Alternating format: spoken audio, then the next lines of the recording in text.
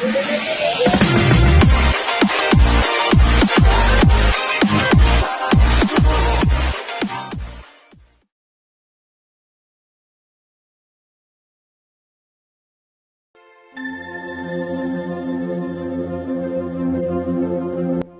دیر تک گھر سے عامر کی امزاد بہن عروب اور بھائی عدنان بھی بھاگتے ہوئے باہر آ گئے تھے۔ عروب نے عامر کا بازو پکڑتے ہوئے کہا، اخی چھوڑیے اس جھگڑے کو، آپ گھر چلیے۔ عامر نے غصے میں عروب کو بھی ایک طرف ہٹا دیا۔ عمر بن کعب ابھی تک دونوں کے درمیان حائل تھا۔ اس کے ایک طرف غضبناک حالت میں عامر تھا اور دوسری طرف اسود بن علقمہ جو خوف سے تھر تھر کانپ رہا تھا۔ عامر نے جب عروب کو بھی پیچھے ہٹا دیا تو عروب نے اپنے بھائی عدنان کی طرف دیکھتے ہوئے کہا، یا اخی انہیں روکیے ورنہ جھگڑا دور پکڑ جائے گا۔ میرا ایک ہی امزاد ہے، اگر اسے کچھ ہو گیا تو میں زندہ نہ رہ سکوں گی۔ عدنان فوراً آگے بڑھا اور عامر کا بازو پکڑ کر پیچھے کھینچنے لگا۔ عروب دوبارہ پھر آگے بڑھی اور عامر کا بازو پکڑ کر اس بار انتہائی پردرد اور دل فگار لہجے میں کہا، اخی خدا کے لیے گھر چلیے، میں آپ کی وہ بہن ہوں جس کا کہنا آپ نے کبھی نہیں ٹالا۔ کیا آپ ان لوگوں کو یہ دکھانا چاہتے ہیں کہ عروب بن عمر اپنے امزاد کے آگے ایسی بے بس ہے کہ اس کا کوئی وقار و استقلال نہیں ہے؟ عروب کے ان الفاظ نے قاتل خواہ اثر کیا۔ عامر نے مزاحمت ترک کر دی اور تلوار اس نے نیام میں کر لی اور گھر کی طرف چل پڑا۔ عروب اور عدنان اس کے ساتھ ساتھ تھے۔ اسود بن علقمہ نے اس موقع کو غنیمت جانا اور وہاں سے فوراً کھسک گیا۔ اس جھگڑے اور تکرار کے باعث جو لوگ وہاں جمع ہو گئے تھے واپس لوٹ گئے۔ عمر بن کعب بھی سر جھکائے اپنے گھر کی طرف جا رہا تھا۔ اندر آ کر عامر نے فوراً اپنے گھوڑے پر زین ڈالنے لگا۔ عمر بن کعب، عدنان اور عروب حیرت اور پریشانی سے دیکھ رہے تھے۔ آہستہ آہستہ عروب آگے بڑھی اور عامر سے جا کر وہ کچھ پوچھنا ہی چاہتی تھی کہ عمر بن کعب نے گرجتی ہوئی آواز میں کہا، کہاں جا رہے ہو عامر؟ کوئی نیا جھگڑا کرنے سے قبل یہ سوچ رکھنا کہ مجھ میں اتنی ہمت اور قوت نہیں کہ میں تمہاری خاطر قبیلے میں اپنے دشمنوں کی تعداد میں اضافہ کرتا رہوں۔ یاد رکھو، تم نے اسود بن علقمہ کے بیٹے پر ہاتھ اٹھا کر غلطی کی ہے۔ تمہیں چاہیے تھا جب اس کے بیٹے نے بنو ذیبان کے جوانوں کو للکارا تھا تو تم اس کا ساتھ دیتے، جبکہ تمہارے باپ کی قاتل بھی زیبانی ہے۔ عامر نے گھوڑے کا تنگ کستے ہوئے کہا، اے میرے یہ آپ کی غلط فہمی ہے، کوئی زیبانی میرے باپ کا قاتل نہیں ہے۔ عمر بن کعب نے نفرت اور غصے کا اظہار کرتے ہوئے کہا، تم اپنے باپ کی طرح ضدی ہو، اگر تمہارے یہی اتوار رہے تو قبیلے والے تمہیں یہاں سے نکال دیں گے۔ عامر نے پھر بھی نرم لہجے میں کہا، اگر قبیلے والوں نے مجھے یہاں سے نکال دیا تو میں آپ سے مدد کی درخواست نہ کروں گا، اللہ کی زمین بہت وسیع ہے۔ عمر بن کعب نے فیصلہ کن انداز میں کہا، اگر تم قبیلے کی مرضی کے خلاف بنو ذیبان کی حمایت پر تلے ہوئے ہو تو بہتر ہے تم اپنے گھر چلے جاؤ۔ یہاں رہتے ہوئے میرے اور تمہارے درمیان تلخی اور بے تعلقی کی خلیج اور وسیع ہوتی رہے گی۔ عامر جواب میں کچھ کہنے والا تھا کہ عروب نے غصے میں چلاتے ہوئے کہا، اے میرے باپ، اگر آپ نے اخی عامر کو یہاں سے نکالا تو میں اور عدنان بھائی بھی ان کے ساتھ چلے جائیں گے، پھر آپ اکیلے اس گھر میں رہیے۔ یاد رکھیے، جو بات بھی میرے بھائی کے خلاف ہوئی میں اسے برداشت نہ کروں گی۔ میرا بھائی اسی گھر میں رہے گا اور میں اس کی خدمت کروں گی۔ عمر بن کعب غصے میں پاؤں پٹکتا ہوا کمرے سے باہر چلا گیا۔ عامر جب گھوڑے کی باگ پکڑ کر باہر جانے لگا تو عروب نے درد بھری آواز میں پوچھا، اے اخی، آپ کہاں جا رہے ہیں؟ عامر نے پیار سے عروب کے سر پر ہاتھ رکھتے ہوئے کہا، تم فکر مند نہ ہونا، میں کسی سے جھگڑا نہ کروں گا، میں ذرا اپنے باغات تک جا رہا ہوں، اگر ہو سکے تو میرا سامان اٹھا کر میرے گھر میں رکھ دو، میں چچا کا دل توڑنا نہیں چاہتا، اور پھر ساتھ والا گھر میرا ہی تو ہے، میں کون سا دور ہوں، وہاں رہتے ہوئے بھی تم مجھے کھانا پکا کر دے سکتی ہو۔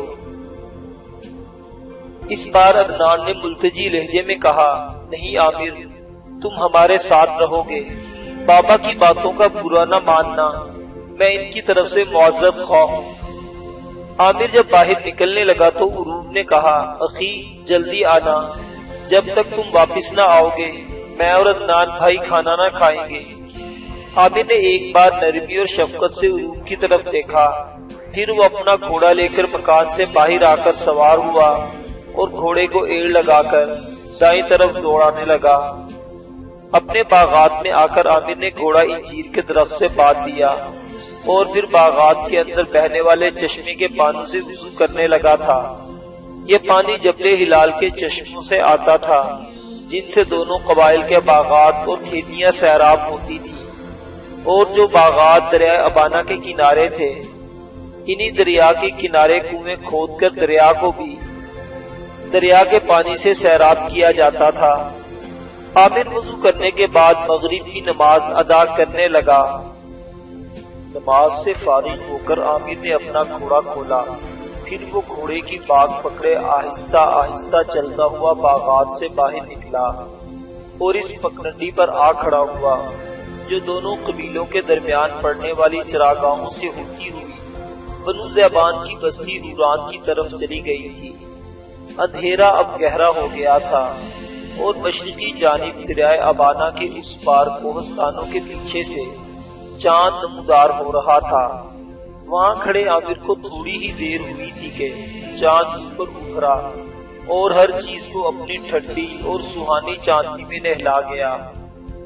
اتنے میں بنو ذیبان کی بستی حوران کی طرف سے آنے والی پگڈنڈی پر ٹاپوں کی آواز سنائی دی۔ عامر فوراً سنبھل گیا اور اپنی تلوار بے نیام کر لی، شاید اسے خدشہ تھا کہ اس کے ساتھ دھوکہ نہ ہو۔ تھوڑی دیر بعد عامر کو ذرا فاصلے پر 3 گھڑسوار آتے دکھائی دیے۔ وہ اپنے گھوڑوں کو سر پر دوڑاتے آ رہے تھے۔ عامر نے کچھ سوچا، پھر وہ حرکت میں آیا۔ اپنا گھوڑا اس نے وہیں کھڑا رہنے دیا اور خود وہ چھوٹے قد کے انجیر کے ایک درخت کی اوٹ میں ہو گیا۔ تھوڑی دیر تک وہ تینوں سوار عامر کے گھوڑے کے پاس آ رکے اور اپنے گھوڑوں سے اتر کر پریشانی کی حالت میں ادھر ادھر دیکھنے لگے۔ چاندنی رات میں عامر انہیں پہچان گیا۔ وہ نقیب، ولید اور دمشق میں رہنے والا عامر کا مخلص اور ہمدرد دوست طبیب سعد بن حرہ تھا۔ عامر انجیر کے پودے کی اوٹ سے باہر نکلنے ہی لگا تھا کہ ولید نے اسے رازداری سے پکارا، عامر تم کہاں ہو؟ عامر فوراً اوٹ سے نکل آیا اور آگے بڑھ کر وہ تینوں سے بغل گیر ہوا۔ پھر اس نے سعد کی طرف دیکھا۔ سعد تم یہاں کیسے آئے ہو؟ سعد نے دکھ کا اظہار کرتے ہوئے کہا، افسوس میری غیر موجودگی میں تم پر کیا کچھ نہ بیت گیا۔ مجھے تمہارے باپ کے مرنے کا انتہائی افسوس ہے۔ میں مدینہ منورہ گیا ہوا تھا، وہاں میری نانی سخت بیمار تھی۔ وہاں سے میرے ماموں نے پیغام بھیجا تھا، میں اپنی ماں اور بہنوں کے ساتھ جلدی میں گیا، لہٰذا جاتے ہوئے تم سے مل نہ سکا۔ میں کل ہی وہاں سے لوٹا ہوں۔ آج مجھے دمشق کے سابق محتسب جمال الدین سے تمام حالات کا علم ہوا، لہٰذا میں تم سے ملنے تمہارے قبیلے کی طرف روانہ ہو گیا۔ میں نے تمہاری بستی دیکھی ہوئی نہ تھی، لہٰذا غلطی سے میں بنو ذیبان کی بستی حوران میں داخل ہو گیا۔ وہاں خوش قسمتی سے میری ملاقات ولید سے ہو گئی۔ یہ مجھے اپنے گھر لے گیا اور بتایا کہ عامر آج رات ان کے گھر آنے والا ہے، ہم اسے لینے جائیں گے، لہٰذا میں وہاں رک کر ان کے ساتھ تمہیں لینے چلا آیا ہوں۔ یہاں آ کر پتا چلا کہ بنو عبس اور ذیبان میں سخت چپکش چل رہی ہے، لیکن میں ولید کے باپ سالم بن عقبہ سے مل کر انتہائی طور پر خوش ہوا ہوں۔ وہ قبیلے کا سردار ہے، لیکن اس کے خیالات بہت شستہ اور پاکیزہ ہیں۔ وہ دونوں قبیلوں کے درمیان منافرت کو انتہائی مضر اور ناقابل تلافی نقصان سمجھتا ہے۔ سعد جب خاموش ہوا تو ولید نے نقیب کی طرف اشارہ کر کے عامر سے کہا، کیا آپ جانتے ہیں یہ کون ہے؟ عامر نے جب نفی میں سر ہلا دیا تو ولید نے کہا یہ نقیب بن حرہ ہے، ہمارے قبیلے کا سب سے بہادر اور ماہر تیز زن اور آپ کا زبردست مداح۔ عامر نے ایک بار مسکراتے ہوئے پھر نقیب سے ہاتھ ملایا۔ ولید بولا اب آپ ہمارے ساتھ چلیے۔ عامر نے چونک کر پوچھا کہاں؟ ہمارے گھر، میرے بابا نے آپ کو بلایا ہے۔ عامر نے استفہامیہ لہجے میں پوچھا کیوں بلایا ہے؟ لیکن آپ پریشان کیوں ہو رہے ہیں؟ کیا آپ کو ہم پر اعتماد نہیں ہے؟ جبکہ آپ کے دوست سعد بن حرہ بھی ہمارے ساتھ ہیں۔ عامر اپنے گھوڑے کی طرف بڑھتا ہوا بولا ایسی کوئی بات نہیں، چلو میں تمہارے ساتھ تمہارے قبیلے چلتا ہوں۔ پھر وہ سب اپنے گھوڑوں پر سوار ہوئے اور چاندنی رات میں اس پگڈنڈی پر گھوڑے دوڑانے لگے جو چراگاہوں اور جبل ہلال کے ایک حصے کے اندر سے گزرنے کے بعد بنو ذیبان کی بستی حوران کی طرف چلی گئی تھی۔ تھوڑی دیر بعد ولید انہیں لے کر اپنی حویلی میں داخل ہوا۔ عامر نے دیکھا حویلی کے صحن میں ولید کا باپ اور بنو ذیبان کا سردار سالم بن عقبہ کھڑا تھا۔ اس کے ساتھ 1.5 عمر کا ایک اور آدمی بھی تھا جسے ولید نہ جانتا تھا۔ ولید یوں ہی گھوڑے سے اترا، سالم بن عقبہ آگے بڑھا اور عامر کو گلے لگاتے ہوئے کہا میں اپنی حویلی میں نافع کے بیٹے اور اپنے محسن کو خوش آمدید کہتا ہوں۔ پھر سالم نے اپنے ساتھ کھڑے آدمی کی طرف اشارہ کر کے کہا یہ نصر بن اسد ایک تاجر ہیں، میرے پرانے دوست ہیں۔ یہ غربی شام کی ایک سرحدی بستی کے رہنے والے ہیں اور اس بستی کے سردار بھی ہیں۔ قلعہ حارم جو کبھی مسلمانوں کا تھا اور جس پر عیسائیوں نے پچھلی صلیبی جنگوں میں قبضہ کر لیا تھا، ان کی بستی کے نزدیک پڑتا ہے۔ عامر نے آگے بڑھ کر بڑی گرم جوشی کے ساتھ نصر بن اسد سے مصافحہ کیا۔ دائیں طرف کے کمرے میں پردے کے پیچھے کھڑی نائرہ بڑے شوق اور میٹھی نگاہوں سے عامر کو دیکھ رہی تھی۔ سالم عامر کا بازو پکڑ کر دیوان خانے میں لے گیا۔ نصر بن اسد، نقیب، سعد اور ولید بھی ان کے ساتھ دیوان خانے میں آ کر بیٹھ گئے تھے۔ سالم نے گفتگو کی ابتدا کرتے ہوئے کہا عامر میرے بیٹے، میرے محسن، پہلے تو میں تمہارے باپ کی موت پر دلی صدمے کا اظہار کرتا ہوں۔ مجھے تمہاری باپ کی موت پر سخت قلق اور تشویش ہوئی۔ وہ ایک نہایت نیکخو اور صلح پسند ابسی تھا۔ عامر کی گردن جھک گئی اور وہ اداس ہو گیا۔ چند لمحوں تک کمرے میں سکوت رہا۔ پھر سالم بن عقبہ نے دوبارہ بولتے ہوئے عامر کو مخاطب کر کے کہا عامر، نقیب اور ولید نے مجھے تمہاری آج کی کارگزاری بتا چکے ہیں۔ تم نے دونوں قبیلوں کو ٹکراؤ سے بچانے کے لیے جابر بن اسود پر ہاتھ اٹھا کر ثابت کر دیا ہے کہ تم ایک امن خواہ اور صلح پسند ابسی ہو۔ آج سے اس گھر کے دروازے ہمہ وقت تمہارے لیے کھلے ہیں۔ تم، عامر نے درمیان میں بولتے ہوئے کہا، آج کے حادثہ نے میرے لیے مسائل بھی کھڑے کر دیے ہیں۔ آج اسود بن علقمہ نے میرے چچا سے اس واقعے کی شکایت کی جس کے باعث میرے اور اسود کے درمیان تلخ کلامی ہوئی۔ اس کی وجہ سے میرا چچا مجھ سے ناراض ہو گیا اور اس نے مجھے یہاں تک کہہ دیا کہ بہتر ہے تم میرے مکان سے نکل کر اپنے مکان میں چلے جاؤ۔ گو میرے چچا کے ساتھ والا مکان میرا ہے اور وہاں اکیلے رہتے ہوئے مجھے کوئی تکلیف نہ ہوتی، لیکن میرے امزاد بہن اور بھائی آڑے آئے۔ انہوں نے چچا سے کہہ دیا کہ اگر مجھے اس گھر سے نکالا گیا تو وہ دونوں بھی گھر چھوڑ دیں گے، لہٰذا چچا خاموش ہو گیا ہے۔ سالم بن عقبہ نے بڑی شفقت سے کہا، عمر بن قاب احمق ہے جو اپنے امن پسند بھتیجے کے خلاف اٹھ کھڑا ہوا ہے۔ بہرحال تم فکر مند نہ ہونا، اگر ایسا کوئی حادثہ ہو جائے تو سیدھا میرے پاس چلے آنا۔ یہاں اس گھر میں تمہاری حیثیت ایک فرد کی سی ہوگی۔ سالم جب خاموش ہوا تو نصر بن اسد پہلی بار مخاطب ہوا، اگر یہاں کے حالات تمہارے حق میں نہ رہے تو میں تمہیں دعوت دیتا ہوں کہ تم سیدھے میرے پاس چلے آنا۔ عیسائیوں کا قلعہ حارم ہمارے نزدیک پڑتا ہے۔ وہاں کا عیسائی حاکم تیتوس اکثر مسلمان بستیوں پر یلغار کر کے لوٹ مار کا بازار گرم کر دیتا ہے تم ایک بہادر اور شجاع نوجوان ہو۔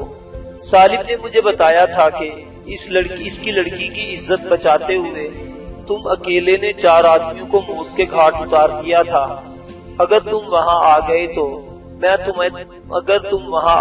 تو تمہاری رہنمائی میں مسلمان جوانوں کو مسلح کر کے تیتوس ترکتاز کو روک دوں گا۔ عامر نے کچھ سوچتے ہوئے کہا، اگر مجھے موقع ملا تو میں ضرور آپ کی طرف آؤں گا۔ یہ کام میرے لیے ایک سعادت سے کم نہ ہوگا۔ نصر بن اسد پھر بولا، میری بستی کا نام اسفیرہ ہے اور وہ حلب اور انطاکیہ کے درمیان سرحد پر واقع ہے۔ عامر کھڑا ہوتا ہوا بولا، اب مجھے اجازت دیجیے، میں چلتا ہوں۔ سالم نے چونکتے ہوئے کہا، یہ کیوں کر ہو سکتا ہے؟ آج نصر بن اسد کی ہمارے ہاں دعوت تھی، اس دعوت میں تمہیں بھی بلایا گیا تھا۔ تم میری بیٹی کے محسن ہو، اسے خبر ہو گئی تھی کہ تم اس دعوت میں شرکت کر رہے ہو، لہٰذا وہ اپنی رشتہ دار لڑکیوں کے ساتھ مل کر بڑی محنت سے تمہارے لیے مختلف انواع کے کھانے تیار کرتی رہی ہے۔ عامر نے بے بسی کا اظہار کرتے ہوئے کہا، میں ضرور اس دعوت میں شرکت کرتا، لیکن میں مجبور ہوں۔ آج میرا چچا مجھ سے خفا ہوا تھا تو میری امزاد بہن اور بھائی نے میری طرفداری کی تھی۔ میں جب ادھر آنے کے لیے گھر سے نکلا تھا تو میری بہن نے کہا تھا جلدی آنا، جب تک آپ نہ آئیں گے ہم دونوں بھائی بہن کھانا نہ کھائیں گے۔ وہ دونوں بھوکے بیٹھے میرا انتظار کر رہے ہوں گے۔ اگر میں یہاں سے کھا کر گیا تو انہیں مایوسی ہوگی اور میں ان کا سامنا نہ کر سکوں گا۔ سالم بن عقبہ کھڑا ہو گیا اور عامر سے مصافحہ کرتے ہوئے کہا، میں تمہارے جذبات کی قدر کرتا ہوں، تمہیں ضرور جانا چاہیے، ورنہ وہ دونوں بہن بھائی تم سے مایوس ہو جائیں گے۔ عامر نے سب سے مصافحہ کیا، پھر سعد کی طرف دیکھتے ہوئے کہا، چلو میرے ساتھ۔ سالم نے درمیان میں بولتے ہوئے کہا، عامر تمہارے گھریلو حالات درست نہیں ہیں، بہتر ہے تم سعد کو ساتھ نہ لے جاؤ، اسے یہی رہنے دو، آج کی رات یہ تمہاری جگہ ہمارا مہمان ہوگا۔ سعد نے تائید کرتے ہوئے کہا، یہ درست ہے عامر، میں کل یہیں سے روانہ ہو جاؤں گا، تم فکر مند نہ ہونا، میں اب تم سے ملتا رہوں گا۔ عامر نے سعد سے مصافحہ کیا اور باہر نکل گیا۔ بنو زیبان کی بستی حوران سے نکل کر عامر جبل حلال کی اس تنگ پٹی میں داخل ہوا جو حوران کے بالکل قریب تھی، اور اس بستی کے کچھ گھر پہاڑی سلسلے سے بالکل ملحقہ واقع تھے۔ جب وہ اپنے گھوڑے کو بھگاتا ہوا ایک تنگ گھاٹی سے گزر رہا تھا تو ایک دم پتھروں کی اوٹ سے نائرہ بنت سالم نمودار ہوئی اور عامر کا راستہ روک کر کھڑی ہو گئی۔ عامر نے فوراً اپنے گھوڑے کی باگیں کھینچتے ہوئے اسے روک لیا اور حیرت سے نائرہ کی طرف دیکھتے ہوئے اس نے پوچھا، نائرہ تم؟ نائرہ پہلے کچھ جھجکی پھر سنبھلتی ہوئی بولی، اس روز اپنے باپ اور بھائی کی موجودگی میں اپنے محسن کا شکریہ ادا نہ کر سکی، میں آپ کی احسان مند ہوں کہ آپ نے ایک ابسی ہوتے ہوئے میری جان اور عزت بچائی تھی۔ عامر نے محسوس کیا نائرہ کی آواز کسی مغنی و مطرب کی صدا جیسی پرلطف اور نوشین و انگبی تھی۔ عامر نے غور سے اس کی طرف دیکھتے ہوئے کہا، تمہیں احسان مند ہونے کی ضرورت نہیں، یہ میرا فرض تھا۔ نائرہ نے پھر نغم و گیت اور شگرفی نوا میں کہا، کاش آپ کا تعلق بنو اب سے نہ ہوتا۔ عامر نے پوچھا، کیا میرا ابسی ہونا گناہ ہے؟ نائرہ نے بے چینی کی حالت میں کہا، یہ بات نہیں، سوچتی ہوں شاید میں اپنے محسن کو پھر کبھی نہ دیکھ سکوں۔ عامر نے اس کے سوال کا کوئی جواب نہ دیا اور غور سے نائرہ کو دیکھنے لگا۔ نائرہ بھی اسے اس قدر میٹھی نگاہوں، فرح بخش و شیریں اور نہال و خرم انداز میں دیکھ رہی تھی جیسے وہ پھوار و رمجم بن کر، رنگ و آہن کا روپ دھار کر، شہد و شکر ہو کر اور ترانہ و زمزمہ بن کر اپنی زندگی کا پورا رس عامر پر نچھاور کر دے گی۔ عامر نے مدھم اور افسردہ آواز میں کہا، نائرہ میری زندگی کے دو ہی مقاصد ہیں، اولن اپنے باپ کے قاتلوں سے انتقام لینا، ثانیاً بنو ابس اور بنو ذیبان کی جنگ کی بھڑکتی آگ سے دور رکھنا۔ اگر میں دونوں قبیلوں کے تعلقات استوار کرنے میں کامیاب ہو گیا تو شاید میرے تمہارے ملنے کی راہیں پھر استوار ہو جائیں۔ نائرہ نے درد بھری آواز میں کہا، شاید آپ اکیلے اس کام کو انجام نہ دے سکیں۔ عامر نے افسردہ لہجے میں کہا، تو پھر میں اپنے باپ کا انتقام لینے کے لیے پھر تم اپنے باپ کا انتقام لے کر ہمیشہ کے لیے اپنے قبیلے کو چھوڑ دوں گا۔ نائرہ نے تشویشناک لہجے میں پوچھا، پھر آپ کہاں چلے جائیں گے؟ بہت دور، جہاں تعصب اور رقابت کی گرم بھٹیاں نہ ہوں، جہاں مسلمان آپس میں امن و سکون اور اتحاد و اتفاق سے زندگی بسر کرتے ہوں۔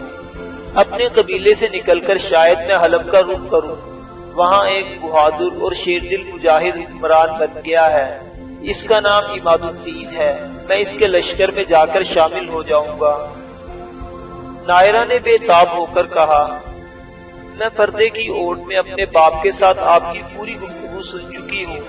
اگر آپ کا چچا آپ سے تنگ ہو، اگر بنو ابس آپ کو بوجھ تصور کرے تو آپ سیدھے ہمارے قبیلے میں آ جائیں، میں آپ کو یقین دلاتی ہوں۔ بنو ذیبان آپ جیسے ادراک مند و مزاج آشنا، وحید و یکتا اور بے مثل بے نظیر جوان کو نامساعد و ناموافق حالات اور اتفاقی و کم توجہی کا احساس نہ ہونے دیں گے۔ عامر نے دیکھا نائرہ خاموش ہو کر اس کے سامنے عزم و ایثار کی تصویر اور وفاق کا پیکر بنی کھڑی تھی۔ عامر نے بڑی نرمی اور احسان مندی کا اظہار کرتے ہوئے کہا، نہیں نائرہ، ایسا نہیں ہو سکتا۔ اگر میں بنو ذیبان میں چلا آیا تو دونوں قبیلوں کے درمیان رقابت اور چپکلش اور بڑھ جائے گی، اور میں اپنے رویے سے دونوں قبیلوں کے درمیان ایسی پرخطر کیفیت پیدا نہیں کرنا چاہتا۔ جاؤ، تم واپس لوٹ جاؤ، مجھے بھی اب چلنا چاہیے۔ نائرہ آنکھیں جھکائے اور دانتوں میں انگلی دبائے کچھ سوچ رہی تھی۔ یوں لگتا تھا اس کا سینہ آرزوؤں سے بھرپور اور نگاہیں کسی جستجو میں مخمور ہوں۔ وہ کچھ کہنا چاہتی تھی پر کہہ نہ پا رہی تھی۔ شاید وہ مناسب الفاظ تلاش کر رہی تھی جس کا سہارا لے کر وہ اپنے آپ کو عیاں کر سکے۔ عامر نے پھر